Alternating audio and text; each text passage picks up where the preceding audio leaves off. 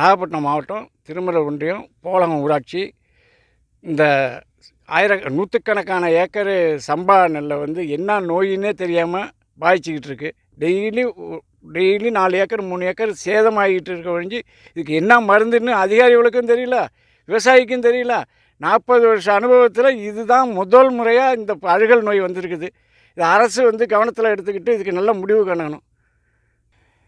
இது மாதிரி நாங்கள் நகை நட்டெல்லாம் அடமானம் வச்சுட்டு ஏக்கருக்கு 30,000 ரூபாய்க்கு மேலே செலவு பண்ணி இப்போ வாழ்வா சாவாங்கிற கண்டிஷனுக்கு போயிட்டோம். இப்போ வந்து அரசாங்கம் தான் இதுக்கு நல்ல முடிவு பண்ணி என்ன மருந்து என்ன ஏதுங்கிறத கண்டுபிடிச்சி சொல்லணும். இருந்த நகை பேங்கில் இருக்குது. இப்போ கடன் வாங்கிறதுக்கு இன்னும் வழியும் இல்லை. சொசைட்டி கடனும் வாங்கிட்டோம்.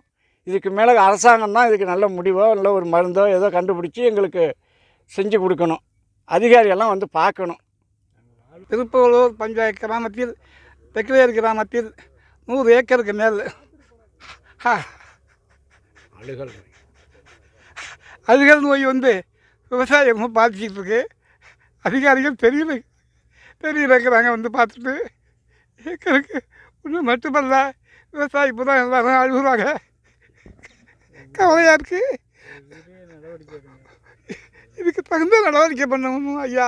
கலெக்டர் ஐயா, முதலமைச்சர் ஐயா எல்லாருங்க எங்களுக்கு நடவடிக்கை பண்ணி ஏதாவது ஈடு பண்ணுற மாதிரி செஞ்சு கொடுங்க ஐயா. ரொம்ப கஷ்டமாக இருக்குது. மனசு ரயிலுக்கே போக முடியல எங்களால். இப்போ நாகப்பட்டினம் மாவட்டம் திருமருகல் ஒன்றியம் போலகம் ஊராட்சி போலகம் பகுதியிலேருந்து பேசுகிறேங்க. பக்கத்தில் திருப்புகலூர் அருகாமையில் ஒரு ரோடு தாண்டினா எங்களுடைய ரோடு தாண்டினா திருப்புகலூர் ஊராட்சி வந்துருங்கய்யா. அங்கேயும் வந்துட்டு அதே மாதிரி தாங்க இந்த நாங்கள் கையில் வச்சுருக்கிற மாதிரி தாங்க பயிர் அழுகி போயிருக்குது. இது வந்துட்டு 60 நாள் பயிர் CR 1009ங்கய்யா. அது ஆனால் வந்துட்டு 60 நாள் பயிர் நாங்கள் நட்டு இப்போ வந்துட்டு ஒரு 20 நாள் இருக்கும். 20 நாளில் அழுகி போய் பயிர் குட்டையாக வந்துக்கிட்டு இருக்குது. நாங்கள் அரசு அதிகாரிகள்கிட்டையும் வந்துட்டு கூப்பிட்டு சொல்லியிருக்கிறோம். அவங்க வந்து பார்த்துட்டு சில மருந்துகளை எழுதி கொடுத்துட்டு போகிறாங்க. ஆனால் அரசாங்கத்துக்கிட்ட இல்லைன்னு சொல்கிறாங்க. அதே நேரத்தில் வந்துட்டு நாங்கள் இப்போ ஒரு ஏக்கருக்குங்கய்யா 35,000 ரூபா செலவு பண்ணியிருக்குங்கய்யா. 35,000 ரூபா செலவு பண்ணி எங்களுக்கு பயிர் அழுகி போகுதுங்கய்யா.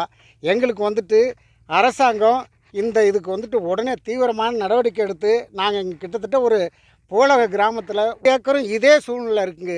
எங்களுக்கு வந்துட்டு ஐயா கலெக்டரும் ஐயா முதல்வரும் ஏதாவது ஒரு உதவி செஞ்சு எங்களுக்கு வந்துட்டு இது சம்மந்தமான அதிகாரிகளை அனுப்பி எங்களுக்கு ஒரு நிவாரணம் வழங்கணும்.